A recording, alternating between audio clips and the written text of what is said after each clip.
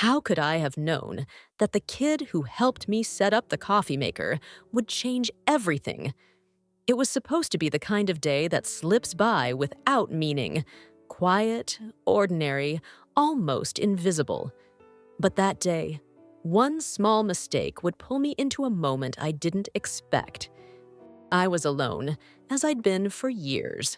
60, divorced for 15, and comfortable in the quiet rhythm of my solitude. The mornings always began the same: the hum of the kettle, the faint crackle of the radio, the empty chair across the table. I'd learned to live with silence so long that it had started to sound like company. That morning, I'd ordered a new coffee maker online. My old one had finally given up. When I went to pick it up, the young man at the store insisted on helping me carry it to the car. His name was Jake. He was 23, cheerful, talkative, the kind of person whose energy fills a room even when he says nothing. At first, it was just kindness. He offered to stop by later to set it up for me, saying he liked fixing things. I accepted because, truthfully, I didn't mind the company. It's strange how loneliness can disguise itself as practicality. When Jake arrived that afternoon, I didn't think twice about letting him in. He greeted me with an easy smile, carrying the box as if it weighed nothing. But as he stepped into the living room, his eyes paused for a moment. I followed his gaze and felt my stomach drop.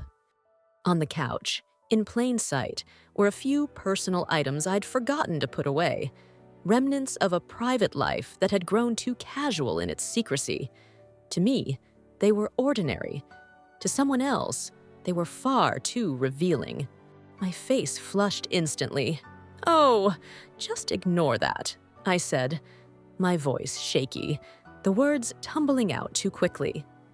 "I wasn't expecting anyone." Jake chuckled softly, not unkindly.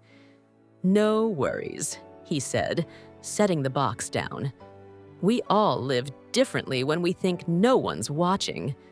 I forced a laugh, trying to steady myself, but something in his tone, light yet sincere, lingered.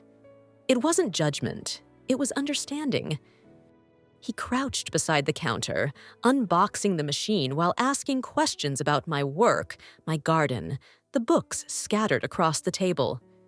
His ease filled the room in a way I hadn't felt in years. For the first time, I noticed how the afternoon light caught in the dust of the air, how the silence didn't feel so empty anymore. I watched him tighten a screw, wipe his hands, and smile at his own small accomplishment. In that smile, something inside me shifted, a reminder that warmth can still exist after years of cold.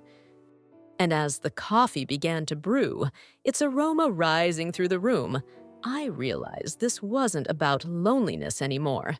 It was about remembering how it feels when someone notices you, not for what you hide, but for the fact that you're still here. Jake stayed longer than I expected. What was meant to be a simple delivery had turned into an afternoon of conversation and laughter that felt strangely effortless. He asked about the paintings on my walls, the books stacked in uneven piles, and the old photographs resting on the mantel. He seemed genuinely interested, not out of politeness, but curiosity. It was disarming. I couldn't remember the last time someone had looked at me that way, with attention instead of sympathy. Most people, when they saw a woman my age living alone, assumed the story was over. Jake didn't. He spoke to me as if I were still writing it. While he waited for the coffee to finish brewing, he leaned against the counter, arms crossed, watching me pour sugar into a small bowl. "You must love this place," he said. "It feels lived in." I smiled faintly. "It is, maybe too lived in." He tilted his head, studying me. "You mean lonely?" I froze, the spoon clinking against the glass. The question was innocent, but it cut straight through the room.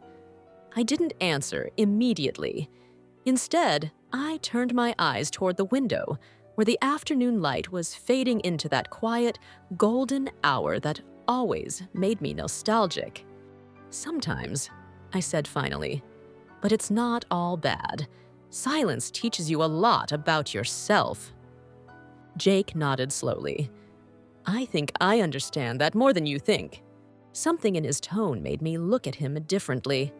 Beneath the easy confidence of youth, there was something uncertain, like someone searching for direction but too proud to admit it.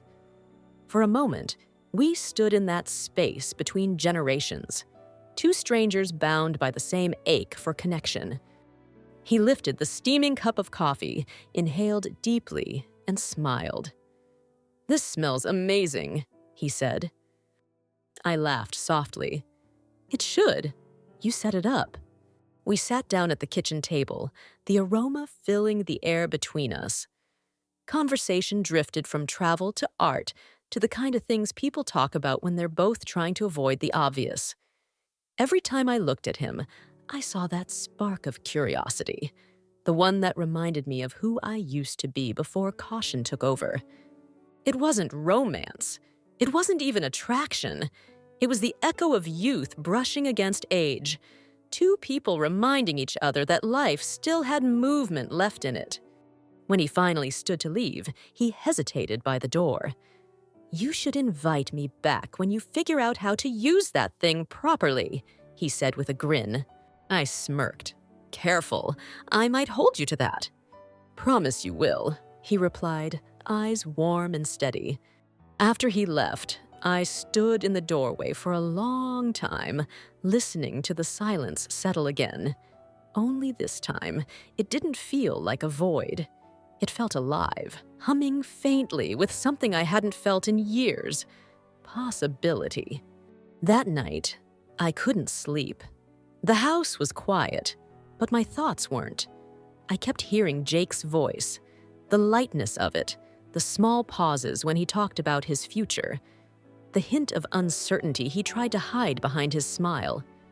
I realized that what stirred something in me wasn't him, but what he represented, the reminder that life, even at 60, could still surprise me.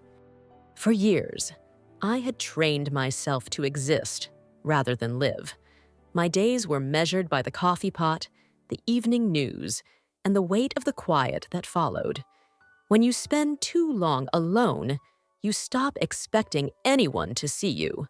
But Jake had looked at me, not as someone's ex-wife or someone's mother, but simply as me. The next morning, I found the empty coffee cups still on the table. Instead of washing them, I just stared for a while, smiling at how absurd it felt that such a small thing could hold so much meaning. It wasn't the coffee, of course.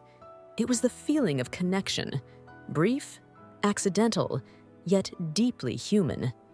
A few days later, he texted me. "Hope the machine still works. Did it survive my installation skills?" I laughed, shaking my head. "Barely," I replied, "but the coffee tastes better than ever." He sent a smiley face. Then I did my job. That simple exchange made the day brighter. It reminded me that sometimes the universe doesn't send people to stay. It sends them to awaken something you've forgotten. Over the next few weeks, we exchanged small messages. Pictures of my garden, jokes about burnt toast, random notes about his job hunt. Nothing dramatic, nothing romantic. Just two people bridging the gap of loneliness, one message at a time. Then, one afternoon, Jake stopped by again. He stood at the door, holding a small bag of roasted beans. "Thought I'd bring you a refill," he said, smiling that same easy smile. We brewed another pot together, and as the rich aroma filled the room, I realized something had shifted permanently. The world didn't feel as closed anymore. The silence that used to feel like a prison now felt like space. Room for new stories, new people, maybe even new beginnings. Before he left, Jake turned and said, You know, you remind me that growing older doesn't mean stopping. You just move differently. His words stayed with me long after he was gone.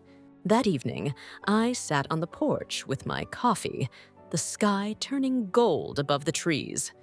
I thought about how strange it is that one small chance encounter can breathe life back into a heart that had forgotten how to expect anything. Jake didn't rescue me from loneliness. He reminded me that I wasn't defined by it. And that day, over a simple cup of coffee, I learned that life doesn't end when the noise fades. Sometimes it begins again in the quiet.